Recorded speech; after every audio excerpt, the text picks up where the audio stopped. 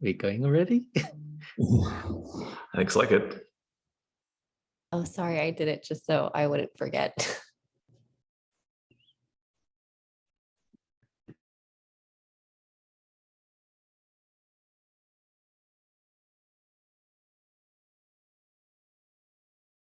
Maybe just give a couple of minutes more and we'll make a start. Hold on, let me share my screen.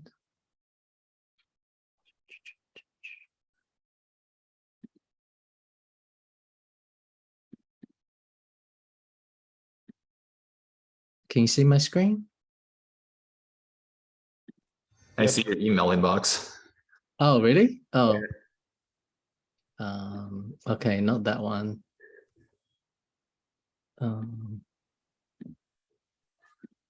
This one? Yep. Oh. Right.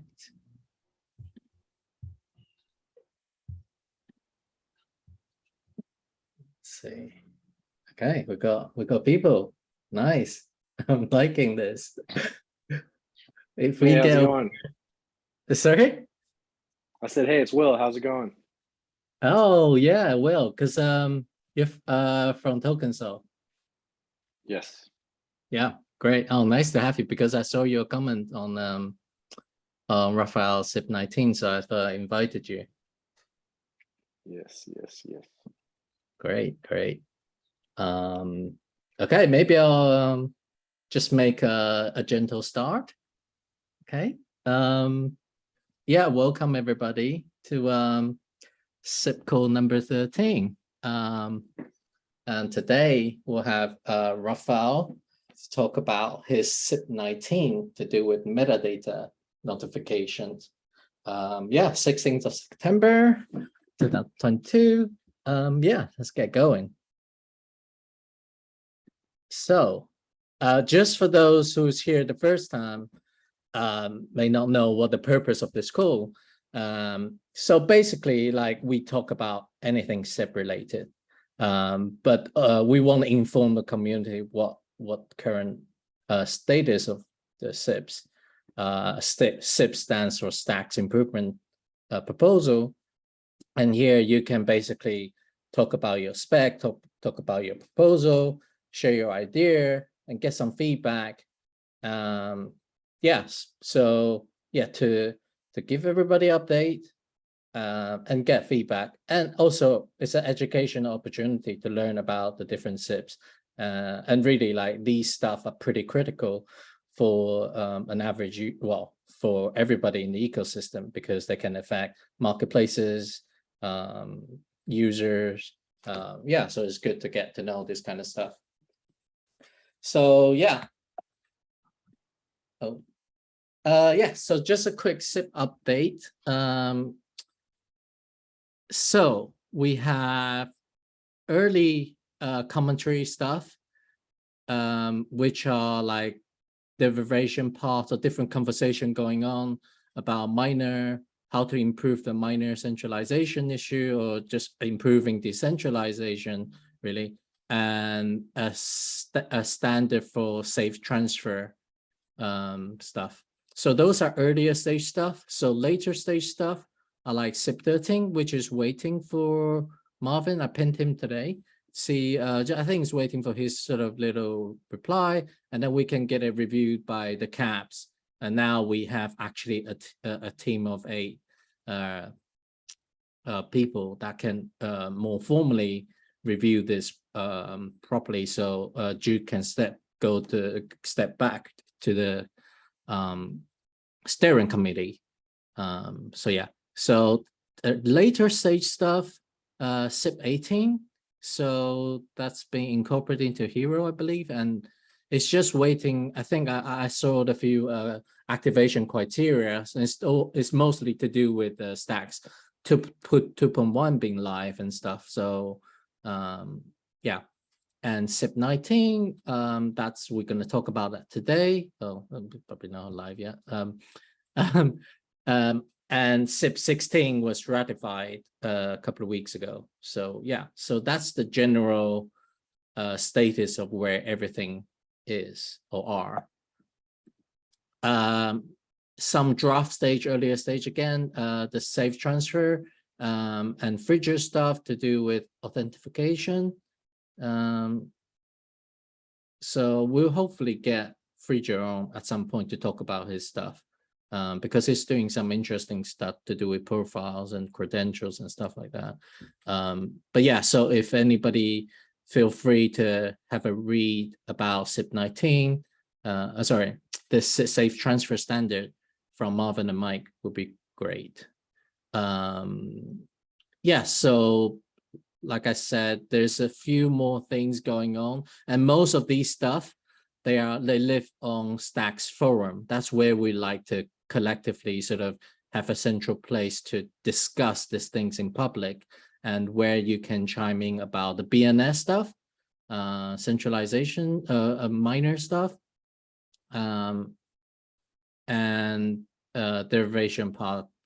So yeah, so please go and have a look Stacks forum, and if there's any topic that you feel you have anything to feedback on, please please feel free. And I'm trying to get in touch with Ryan to see if he can come on and talk about some of his earlier brainstorming ideas. So yeah. So okay, I'll give the floor to Rafael. I'll stop sharing. I think he's got something to share. Yes, good morning, everyone. I'm going to share a brief slideshow about SIP-19.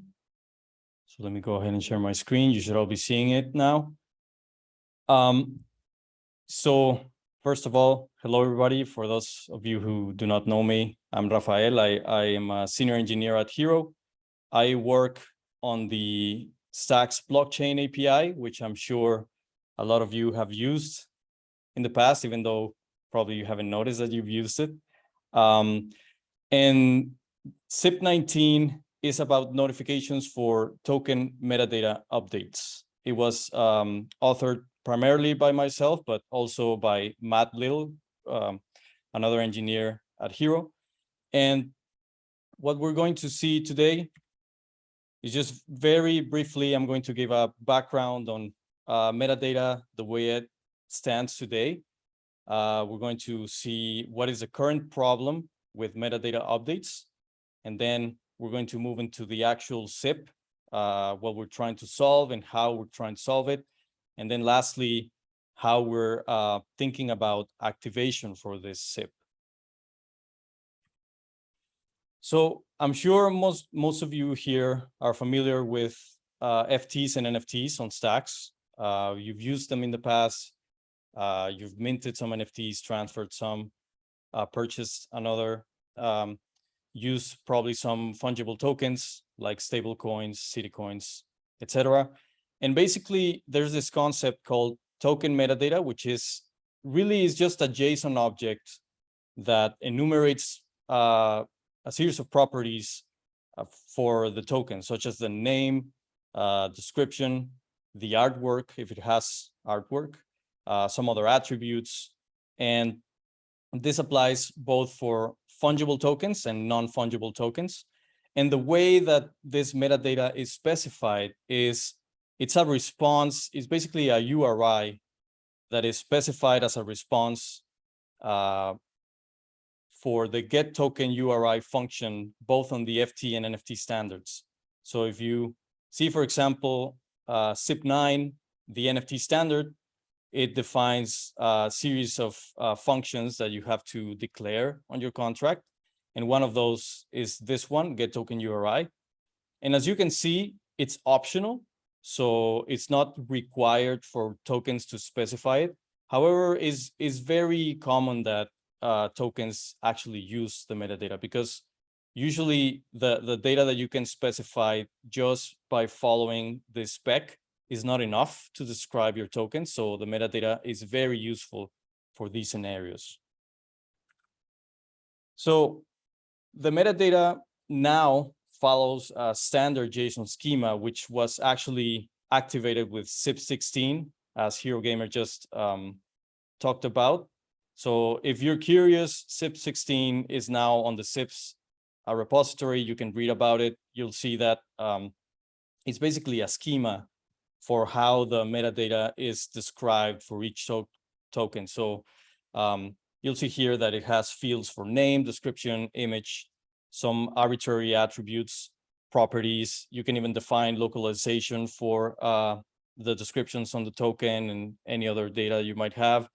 You can define external URLs, animations, and other things. It's very useful if you're a creator. I recommend you read this spec, because it's just, it gives you an idea on what you can actually do with your tokens. So, okay, so I'm going to give you an example very quickly on how a metadata looks for an NFT. So the NFT is actually just a token that is, in this case, it was purchased with this transaction. So in this case, it's just an artwork from the Eyes of Friends collection, number 142. And if you go here, you'll see the transaction that actually purchased this asset. This address was the buyer. You can actually see here how much it was paid, some other transfers, usually related to commissions for the marketplace, etc. And here is the actual token that was transferred to the address. You'll see here that it's just basically an ID on this contract that says, okay, token number 142 is now owned by this address. However, what's actually interesting about this NFT is the artwork that it points to, right? And this artwork lives inside the metadata. So if you were to call the Eyes of Friends contract and request the token URI for this specific token, you'll get this JSON object that actually describes the token that was purchased. So you'll see that it has a description of the collection, the name of the token, the price, and you'll see here, this is the image, the actual image, the artwork that's been purchased. So it's this one, right? So you'll see how metadata is very important. Actually, it's the most important thing, just in this specific example about artwork that you're purchasing, right? For fungible tokens, it's a little bit simpler because fungible tokens are just one token. It doesn't have different IDs. But you'll see, for example, New York City coin, it's also defined using a transaction, in this case, a contract deploy that actually declares this token. And the metadata just gives you the description of the token. It says, like, this is a New York City coin, the description, and just the logo of the token, right? This logo eventually appears in wallets and in probably in some exchanges when you buy it, etc. So the main difference, the point that I'm trying to make is the main difference between the token and the metadata is that the token lives on chain, which means it is declared by contracts that conform to SIP-9 or 10, and it's actually minted, transferred, or burned through an on-chain transaction, while the metadata lives off-chain. It's just, you'll only get a URI if you call the getTokenURI function, but the metadata actually lives in an external server. It could be a CDN, it could be IPFS, it could be Amazon S3, whatever. And you usually query and consume this metadata using indexers. So I'm going to explain what an indexer is next, just so that you can understand better what is the problem. Metadata indexers are applications that have to read the token metadata and save that data in some local cache, like a database, for future reference. So what they do is they basically go through the contract that declare the tokens, they call the getTokenURI function, and then based on the URI response, they fetch the JSON object and then save either the JSON object or the JSON and the image, or just the image, or whatever they need. And some examples of this are NFT marketplaces, blockchain APIs, etc. So if you actually go and visit a marketplace like Gamma, you obviously you see all the images for the different NFTs that are being traded, right?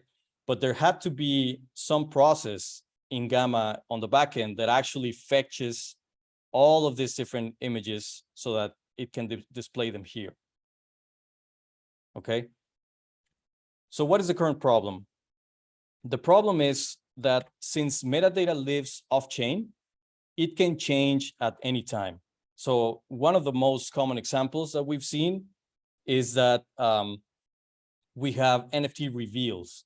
So I'm sure you've seen collections that first they mint, let's say that they have 2,000 tokens to sell. They mint the 2,000 tokens, but all of their metadata point to this like default image of like something secret or whatever. I think CrashPunks, for example, did this. And then at a certain date, the real artwork is revealed. And the way that they reveal the artwork is that they just simply go into the JSON file and they modify the metadata so that now it specifies the real image of each of the tokens, right?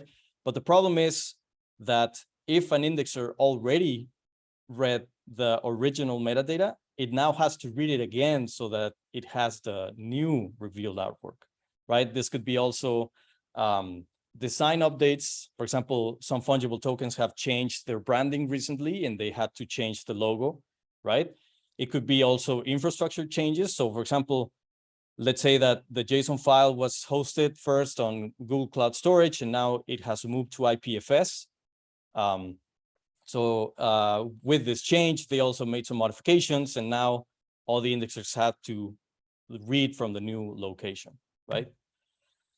So what indexers usually do is they have these strategies that are usually not bulletproof and are really not standardized. So for example, they usually add some listeners for newly deployed token contracts so they can read the initial metadata, but then they maintain some cron jobs that actually refresh the old metadata periodically. But the disadvantage of this is that, for example, what if they refresh every month or every 2 weeks or every day? You know, they have to make this hundreds of contract calls to get the new URIs. They have to spend CPU time to process them when they might have not changed, or they actually refresh manually. So for example, if the creator says, hey, we're doing a reveal and the reveal is today, September 16, then somebody on the NFT marketplace, for example, has to run this process manually again. So this leads to inconsistent metadata, user experience, and developer experience, right? So you have arbitrary staleness, which means that since indexers really do what they need with metadata, this leads to network users seeing different metadata in different applications. So if one application refreshed a token, for example, and another hasn't, then you'll see the new metadata in one and the old in the other, right? And this is unsustainable because with increased network use, it means that more tokens are going to be deployed, and that means more metadata to maintain manually, right? So this is where SIP-19 comes in. And SIP-19 basically defines standardized notifications for when a creator has to update the metadata for a token, right? It's basically just a way for the author to notify the network like, hey, I'm changing the metadata for this token, so please go ahead and refresh what you currently have, right? It's just a print message structure. You'll see in a minute. It can be sent from the original token contract, or it can be sent from another contract, just as long as it's sent by the same owner who deployed the original token. And the advantage is that it is permanently recorded in the blockchain, right? Because those print messages are emitted as contract events. So everybody who's connected to Stacks nodes and listens to those events can get those messages and process them. So I'm just going to show you the specification part of the SIP. You can go ahead and read it. It's an open pull request at this time, but it's very simple. Actually, it just defines a tuple on Clarity that you have to emit for if you want to refresh a fungible token or a non-fungible token. So for example, for an FT, you only have to say, okay, this is a token metadata update notification for an FT. And this is the contract ID that I want to refresh. So for example, in the case of a New York City coin, they would only need to emit this print message with the contract ID for the specific token that they want to refresh. And for NFTs, it's pretty similar. The only change is that you now say, okay, this is an NFT refresh. You have to list the token IDs that you actually want to refresh, or you can leave this blank if you want to refresh the entire token amount for that contract. And lastly, you just specify the contract ID. So in the case of ISO friends, as I explained before, if they wanted to refresh the whole, I don't know, 1,000 tokens or however much they are, they'll just need to emit one event, and then the indexers can read this event and refresh all the tokens as needed. Right, so, okay. So what this means for indexers is now that they only need to keep a very simple update strategy. So they only need to use the current notification listener that they have, the current event listener that they have connected to Stacks nodes, but they only need to add some logic to actually look for these notifications, right? Once they get a notification, once they see that it's a valid notification, then they'll just refresh those specific tokens, and that's it. They don't have to maintain any cron jobs or anything else. And just as another consideration, they have to keep in mind that these notifications could be delayed, could be out of order, and they just have to make sure that the refresh operations must be idempotent, which means that if they refresh 5-6 times, but the metadata never changed, then on their database, the metadata just pretty much stays the same.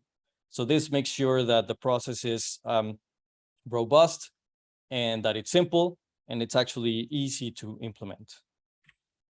So we actually deployed a reference contract. I'm going to show it to you. As part of the SIP, I wrote this very small clarity contract that only defines 2 public functions, one that allows you to emit a notification for an NFT refresh and another for an FT refresh. And you can actually call this contract right now if you want to emit notifications for your tokens. It's already deployed, it works. It just, as you can see, just emits the print and that's it. It's very simple. You can look at it again. It's linked in the reference implementation part of the SIP.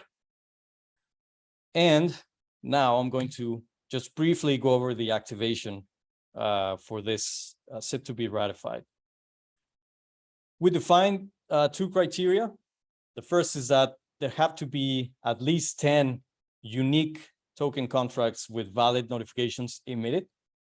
And I actually linked here a comment left by, I think it's Mike actually, that metadata was updated for the XBTC and XUSD fungible tokens. And they were kind enough to link here the actual call to the reference implementation. And you can see that now there's this event that lives on chain.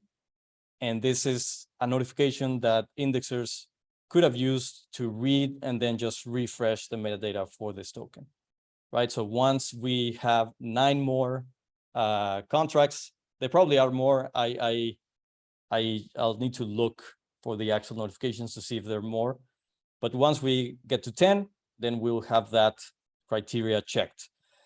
The second one is that there have to be at least 3 metadata indexers that react to these notifications. Obviously, this would be harder to measure. We'll have to just speak with the community to see which of the, for example, main marketplaces are already listening to this notifications and reacting to it. But they should be not very complex to achieve. And by the way, I want to add a small plug here. In Hero, we're building a token metadata service, which obviously now reacts to SIP-019 notifications. And it would be a microservice that indexes and serves token metadata through a REST API. This is to substitute the current metadata endpoints that we have on the blockchain API, which are actually very old. they were built when SIP-16 didn't exist, and there were no standards to define metadata. So it's actually just barely working. But this new microservice will replace it. And it actually just, what it pretty much does is that it goes through all the contracts in the chain, indexes metadata for FTs, NFTs, and in the future, semi-fungible tokens. And it just provides this metadata through some endpoints. It supports localization. It supports e-tag caching. It obviously supports refreshing via SIP-19 notifications. So yeah, feel free to check it out. Leave us some PRs or anything you want. And that's it. Thank you. I don't know if anybody has any questions. I'm going to go over the chat here. Does the convention of freeze metadata help, i.e. contracts which store metadata in content addressable storage, IPFS? You have a freeze metadata method. Will it work with SIP-13 if it gets ratified? Okay, so the freeze metadata, I'm not sure I understand the question. Shall I? Yeah, go ahead. Thanks for that, Raphael. That's really, really interesting. That would be really useful as well, this service. So the question is, I think with CrashPunks, and I think Gamma do this as well. They have a, when we did the reveal, we didn't switch the metadata, didn't change the metadata. We just switched the token URI. So we it goes from one location in IPFS to another. And then there's a method called freeze metadata that actually, once you call that, you can never change the token URI again after that. So you kind of lock it in the contract. And then because the content's in IPFS, it's effectively unchangeable after that. Mm-hmm. So I just thought if you looked at whether a contract, it's not standardized, so I guess it's a problem, but if many contracts will implement freeze metadata, I think. And if you look at that, then you only need to index them once it's been called. Yeah, I mean, that's certainly helpful. So in this case, obviously SIP-19 will not be very useful for contracts that do this. However, when you do need to emit the notification is when you actually switch the URI. Yeah. So you have the first metadata and then you switch the URI. At that point, you would emit the SIP-19 notification and then basically never change it again, unless you need to change the URI in the future. So this is mostly aimed towards tokens that store the metadata in places like Amazon S3 or something like that, or if they have to switch the URI as you just mentioned. So yeah, I think this would be just basically to cover all of our bases from an indexer standpoint, that we can have mechanisms to know when any of these changes have occurred. Great, thanks. The other question was about SIP-13, which is semi-fungible tokens. Oh yeah, so this SIP was written before SIP-13. I can't recall the actual status of SIP-13 at that time. I think it was just like a draft. So, for example, the reference implementation on SIP-19 doesn't have a function for SFTs. However, this could be easily amended. I'm not exactly sure how that process would work. Maybe Jude can shed some light here, but there could probably be some update to this SIP just to include a specification for an SFT, right? And that would be very simple. Yeah, I think that's probably fine. The spec is mainly concerned with the means by which we publish metadata, right? So I was actually just thinking that privately to myself at this call, like what happens if we could change the metadata spec in SIP-13 later on? Or what happens if we need to extend this SIP to add new types of metadata? There really should be a way for like the SIP author to amend it after the fact, if it's not like changing this the spirit of what's being proposed. Cool, yeah. Yeah, so that means we could just amend it with specification for an SFT, yeah. I have a quick question. This is Nick from Gamma, by the way. This is definitely a great SIP, and can confirm that this is absolutely a very like laborious process right now. There are two instances that I think it would be great if could be like rolled into this, or maybe it doesn't make sense to roll into this. One being the freeze metadata that I think it was Mike mentioned. Like, I don't know if part of the notification can be like a flag that actually says this is now frozen as well, just so that there's, you know, kind of like included in the notification blockchain record, you know that it's frozen and don't have to independently check for the freeze metadata transaction. So that's potentially a nice flag. And then one other that may not make sense given it's kind of going against the decentralized storage kind of like principle of NFT metadata, but there are a number of NFT contracts that have dynamic metadata. So maybe you're playing a game, or maybe you're doing something where individual users at random times are updating things all the time, in which case a notification like this wouldn't be practical or, you know, reasonable for the creator to do. But wondering if maybe there would be a flag that basically just tells that it is a dynamic, dynamic metadata, such that like you can know, okay, this one has to be indexed on an ongoing basis or manually. There's no other way around that. Yeah, that's very interesting. Those cases were not really considered in this SIP. However, I think they should be. We could definitely have a discussion on how is the best way to attack both problems. I think the freeze metadata is not that big a deal, because even if you don't specify that the metadata is frozen, if you never emit a SIP-19 notification, then you can pretty much assume as an indexer that it is frozen, you know, that it hasn't changed. But I agree that it could be like a nice addition just to be able to flag it in that sense. And in terms of gaming NFTs or things that actually change very rapidly, I agree that this could turn out to be impractical to just emit a notification every time. However, we would have to, I think, weigh in the different options to see what would work best for both parties, both indexers and actual creators, because if indexers have to continuously refresh metadata for those collections, let's say that there are items on some game that are specified as NFTs and they have to refresh it every time, then that could also be a cumbersome process. So yeah, I mean, I'm open to suggestions or maybe a discussion. It would be great if you could bring up this point in the original PR so that we can share some ideas there. Definitely. Thank you. Sure. So if there are no more questions, then thank you.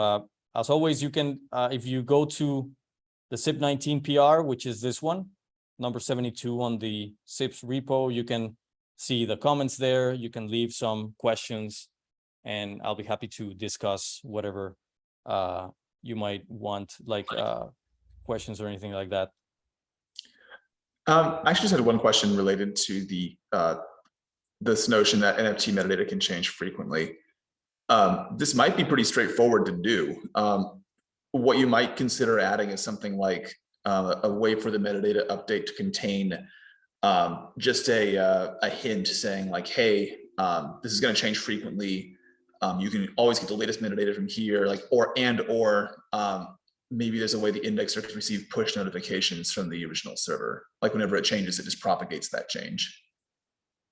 Like expect pushes from this URL signed with this public key or something like that. Yeah, that could definitely be a good idea. So something that came to mind based on what you just said is something like a time to live.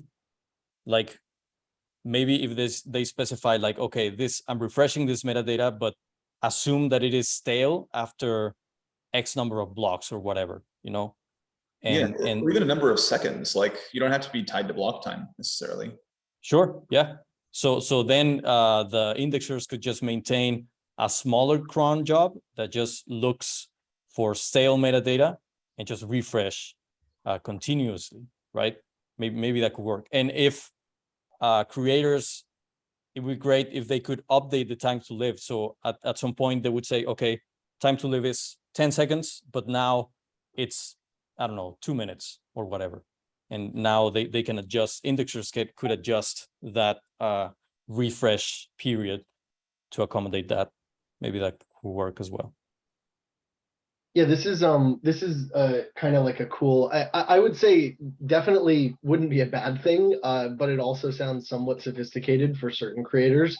So I'm almost wondering, like, even something at minimum, and it could go beyond this certainly, like just a flag that literally says expect this to change. Like even something as simple as that would be nice, just so that it could basically, you know, like notify us or whoever that we should expect this to change on an ongoing basis and we should handle it differently from all the rest. Yeah, absolutely. Yeah, so these are great points. I think it would be worthwhile to keep this exchange in GitHub as well, so that we can keep the history here. And yeah, I'm totally open to making some changes to the SIP to include these use cases, which we obviously didn't consider at first. Can I ask a question just for due diligence? Oh, maybe I'll let Will speak about it because he's already adopted this, right? Maybe he can make some comment about how it is, how has it benefited him? Sure. Yeah. So hey everybody. So coming from the fungible token side, we're doing XBTC, XUSD on Stacks, and just something like this is super duper helpful. Just kind of elaborating on the problem component to why this is like necessary. Let's take the Ethereum network, for example. If you deploy a fungible token on the Ethereum network, from that point on, anytime you need to update the information associated with it, whether that's a description, the logo, it's very, very cumbersome. So you're going to need to go over to the MetaMask repo if you want to add the logo there. If you want your logo to appear in DEXs, you're going to need to go over to the Trust Wallet repo and update it there. That was acquired by Binance, so then you need to pay Binance. And then for other specific DEXs like Uniswap, they have token lists, their own repo. So this just kind of starts to, I mean, I could probably name about 5 or 6 more, become a big headache for somebody deploying a fungible token on Ethereum. And being able to, assuming you have updated it in all of those places, then go in later and change something, it's just not even worth it.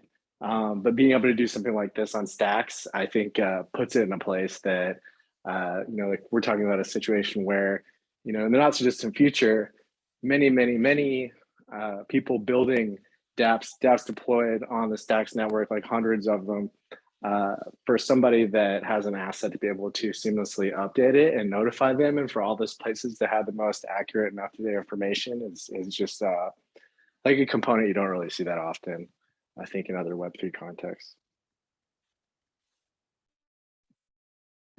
Thank you. Yeah, appreciate it. Yeah, hopefully this will be very helpful for creators in the future. And yeah, I mean, the idea is to make it more developer friendly and user friendly as well, because if everybody listens to these notifications, I mean, the indexers, then also the user experience as somebody who's just using the network gets better, right? Because they see consistent data across the entire network. Wow, so it sounds like we are ahead of Ethereum now with this. I hope so. Oh, that's amazing. Yeah, I think it's just a really cool feature, and just also being able to do it on chain, so there's not like one centralized repository. I didn't even talk about like for example, CoinGecko, you'd have to go there and update it. CoinMarketCap, you'd have to update it there. These are all, you know, centralized entities, but on Stacks, you know, imagine all the Bitcoin holders out there connecting with DeFi, just basically being able to just have a completely feature-rich experience, you know, across the spectrum, whether that's with fungible tokens or non-fungible tokens, with some of the other people before that are building here. So I think it's really cool. Yeah, we actually added a section to the SIP, just considering some alternatives like an official mailing list, a forum post, and some other API service. And yeah, we agree that we'd like to avoid third-party dependencies and solutions that are not really future-proof. And it's I think it's also very valuable for you to be able to see the refresh history for a token in the chain. Even though notifications, we know that they're not really authoritative. I mean, you can send a notification without having really refreshed the metadata. However, it's valuable to just be able to see that on chain, because it's just useful information, you know? So that's why we decided on this approach. Cool. Just for one last question, just for due diligence for, you know, everybody in the community. So is there any like risks to this? Like what do you see, if any, risks to anything that you can think of? Yeah, so that's a good question. Originally, we had designed the SIP to be like anybody could emit notifications for any contract. But that turned out to be not a great idea in terms of security, because you could easily spam the network with notifications, even though you have the cost of the transaction fee, because you have to, in order for you to emit notifications, you have to do a transaction, right? So you have this small resistance in that regard. However, at the end, we just decided to constrain the notifications to these criteria here. I don't know if it's very small, but basically just to say that the contract ID of the event must be equal to the contract ID of the one that you actually wanted to refresh. So we left it so that only the contract itself could notify of changes, or the owner of the contract could notify of metadata changes. And that way we can just limit it to be people who actually want to inform the network that the metadata has changed. So that's the risk that we identify in this case. Cool. Thank you so much. Any other questions or yeah. All right, so thank you, everyone. Again, if you'd like to ask other questions or anything, just go to the PR and feel free to submit any comments, questions. So thank you. Cool. Thank you so much for your time and sharing this amazing presentation. Yeah, so maybe I'll just move on to the next sort of thing in the SIP call. Let me share my screen again. So we've been through activation. So that's so do you need any help? Like, well, do you need who do you need and these, do you need help to find these people who adopt your stuff? Or yeah, I mean, that would be great. One of these indexers is the one that we're building, which would be the token metadata service. However, I think it would be great if you could help us find the other two. That would be amazing. Are they like marketplaces, or is it like yeah, I think the most direct indexers or indexers that could more directly benefit from the SIP are marketplaces. That's just the obvious candidate. Also wallets, I think. Right. Because wallets have to display some metadata when trading or using an FT, for example. So if they start adopting SIP-19, then we're good. Right. So it sounds like maybe you can make some adjustments based on today's comments, and then maybe we'll send out another round of like, well, just notifying them this is the updated version of SIP-19, and see. Yeah. So I think what I'll do is I'll leave a comment on the SIP with the points that were brought up in this call, which are the the NFTs that change very frequently, and also the metadata freeze, like the IPFS example mentioned by Will. So yeah, maybe we can do some amendments to the SIP based on that. And after that, we can go ahead and get it adopted by the network. Cool. Yeah, I'll keep an eye on that, and I'll try to like give like marketplaces or wallet providers like a notch. Yeah, cool. Okay. Yeah, so just for those people who haven't been here in previous weeks, here we talked about all sorts of stuff, mining, Bitcoin derivation path, the governance process regarding like consideration advisory boards, etc., and ecosystem DAO. That's like an ecosystem way of participating in a lot of these decisions, like the SIP Stacks 2.1. So yeah, so we talk about different stuff. So please continue to join, and I'll make notes on GitHub here.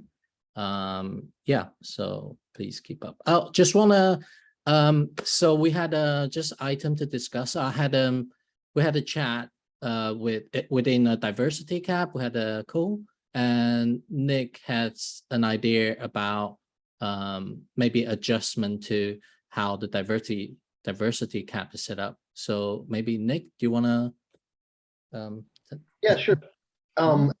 So I mean, I don't know if it's like necessarily needs to be a change. It was just a potential thing to consider.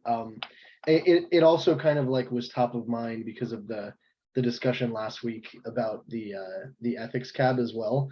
And it got me thinking, like, the value that the people within these two cabs, or at least I'll just speak for diversity cab here, is clearly, you know, like, is valuable, but I can't think of that many SIPs that would actually fall under like the direct purview of you know, this or again potentially the ethics cab, because most of the other issues relate to the other, you know, cabs, you know, direct kind of areas. And this would really be more of like a perspective added based on just, you know, experience. And so I'm almost wondering, like, if these cabs exist simply to involve other, you know, cross-functional people and ideas, in which case, does it make sense that they're an actual cab with, like, you know, kind of like a sponsored responsibilities, or like approval rejection responsibilities? Or is it more like, would it make sense for these people to almost act independently as, like, I don't know, to use the terms you guys have now, maybe like a senior SIP editor or something like that, where you're just kind of expected to keep up to date on all the SIPs, add, you know, feedback and comment if you feel like there's, you know, something that should be added or you know, brought up, and then, you know, the actual cabs that it's under their direct responsibility would just, you know, as they can with any other feedback, choose to you know, align with your feedback or not. I don't know if that makes sense, but it may solve kind of some of the concerns from the ethics board, and I certainly think from the diversity side as well.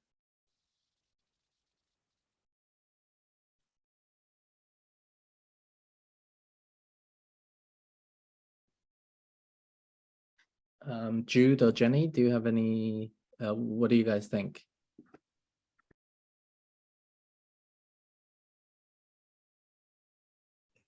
I think that's a fair point. I do think that some of the cabs that were suggested in SIP-00 were just that, they were suggestions, but they are dimensions of SIPs that we anticipate encountering in future. They're none that we have encountered so far. Oh, sorry about that. So Nick, are you saying that, like, you can't anticipate like a diversity consideration being one that you would have to review often in SIPs, and for that reason it doesn't need to be an official cab, but maybe something that an individual SIP editor could chime in on? Yeah, potentially. I mean, it's not like, it's not that I can't envision something other than governance, tokenomics, or technical. It's more that the maybe it's just as described. The diversity cab is about like growth and advertising and things like that, and it's like I almost don't even think it makes sense, like in principle, to have a blockchain standard for like advertising recommendations or something like that. Perhaps like a one-time SIP on what we agree collectively is like a code of conduct. That might make sense, but I'd imagine that would be like a single SIP and uh not necessarily like an ongoing thing. So maybe it's just the described like responsibility areas that don't make total sense to me.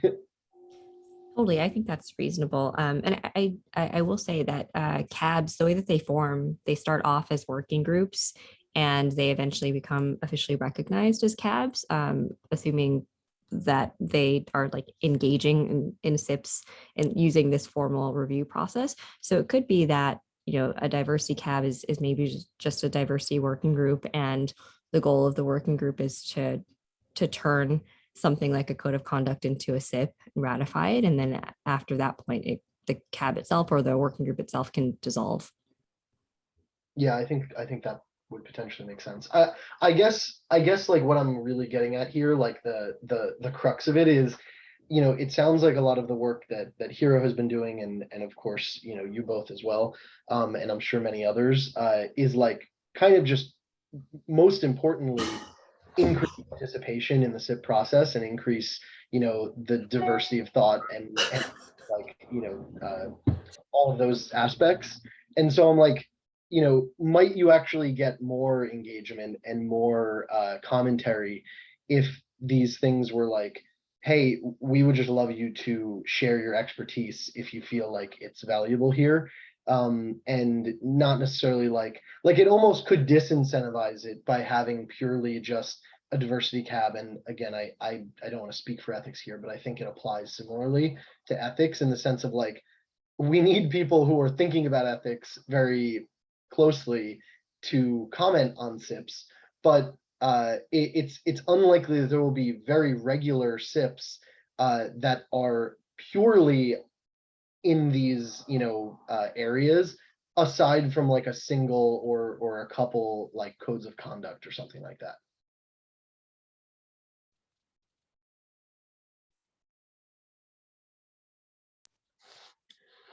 I mean, it could very well be that the if there exists, and like to Jenny's point, like it's totally fine if the role of the ethics diversity cabs is just to do a one-off SIP and then dissolve itself. That's if that's what the community wants, that's fine. An alternative to that, though, is they could, I don't know, meet once a year and just, I don't know, amend an existing SIP for that purpose as well, just to accommodate for any new behaviors and aspects of the community that need a clarification or codification.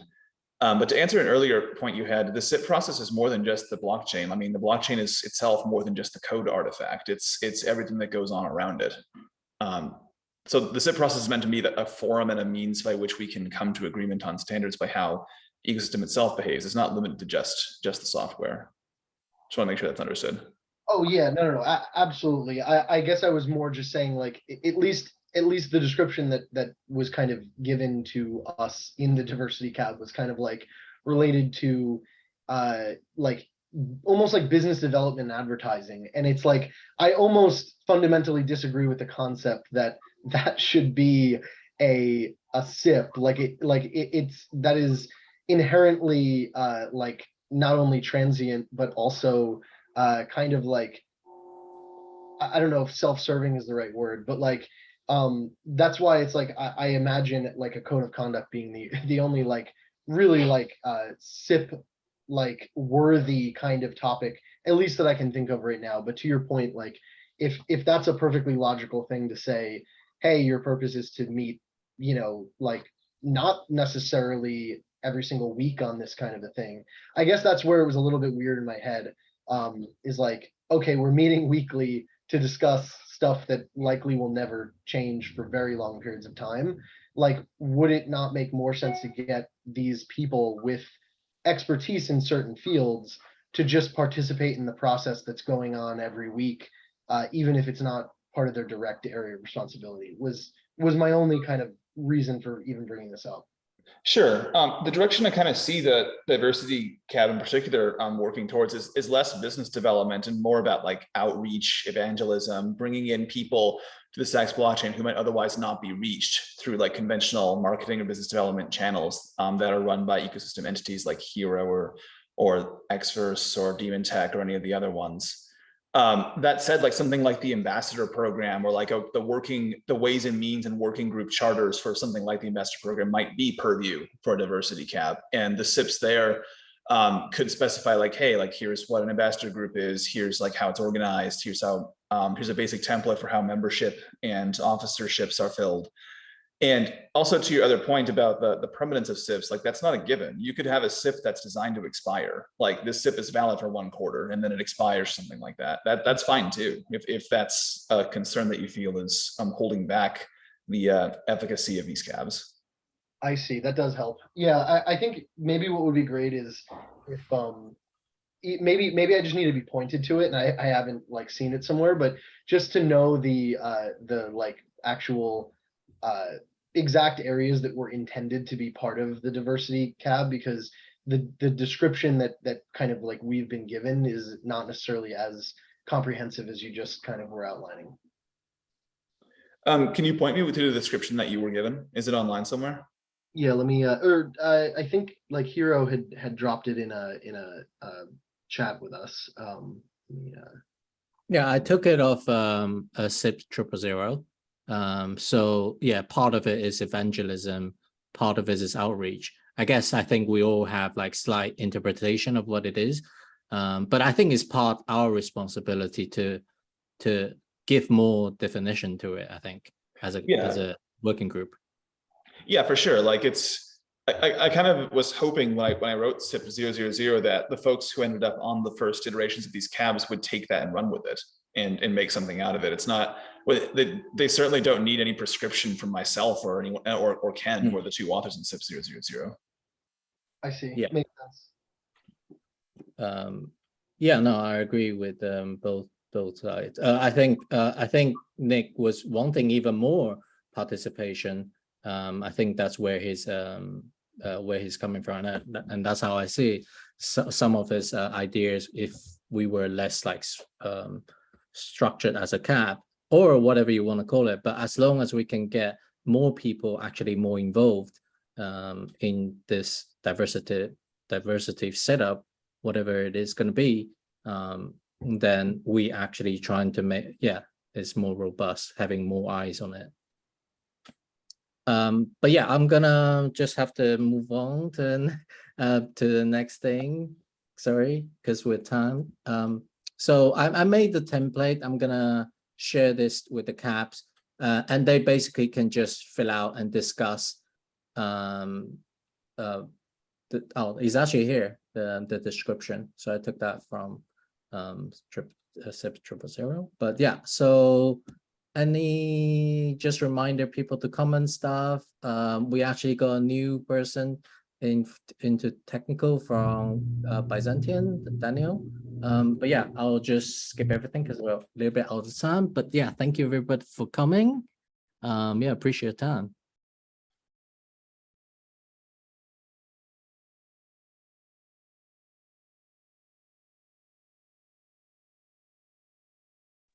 Bye. Thanks, Hero. Thanks, Hero.